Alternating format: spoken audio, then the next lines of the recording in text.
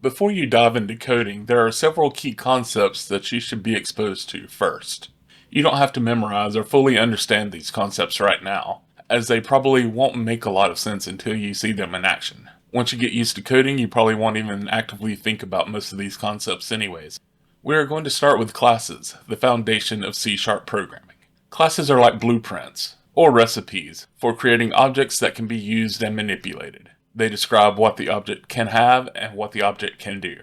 Properties are the things an object can have that can be changed by other pieces of code, such as swapping out an ingredient or changing a quantity in the previously mentioned recipe example.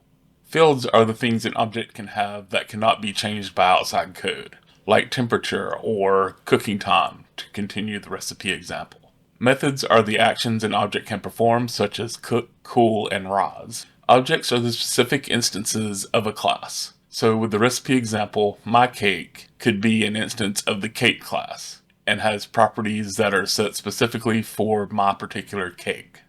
Variables are used to store values that you either need to do work with or need to reference later in your code. Data types specify what kind of data you are working with and is used to define the types of properties, fields, methods, and variables you are using. For the first couple of coding projects, you will be introduced to 4 data types. Void, which is actually the opposite of a data type and tells code that a method won't be returning a value. String is a piece of text. Bool represents a true or false value. And finally, GUID is a unique identifier that you can automatically generate. There are several more data types available to work with, and you'll get introduced to more in future projects. Next are accessors, which define what can access your code. They apply to properties, fields, and methods, and the next couple of projects will deal with 4 of the accessor types. Public means any code outside of the class can use that code. Private means only code elsewhere inside the class can use that code. Internal means only code within the same project file can use that code. And finally, protected means only the code within the class and any of its child classes can use the code. We won't be diving too deeply into this one for a while. Interfaces are contracts that tell the code using the object what it is guaranteed to be able to do. Basically, if you have multiple classes with the same interface, you'll know what you can do with those classes even though they are different. Let's say you have a car and a truck class that both have the vehicle interface, where we tell the code there is an on-off state property and a count wheels method. We know that we can change the on-off state or call the count wheels method even though they are different classes.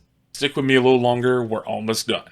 Partial classes are classes split across multiple files. They allow you to add additional features to existing classes if they allow it. We'll be doing this for one class in an upcoming project.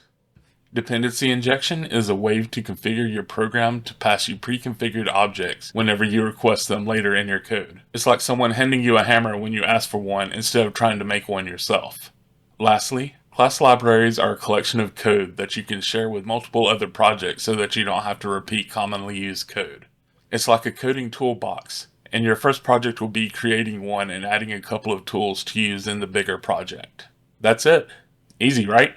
This is nowhere near an exhaustive list of concepts, but there are things I wanted to get you exposed to so that when you are working on the projects, your brain will ping you and you'll think, hey, I think I remember something about this. You're going to learn a lot as you work through these videos, and I'm going to try to make learning as easy as possible. We'll start seeing some of these concepts in action in the next video. See you then, coder.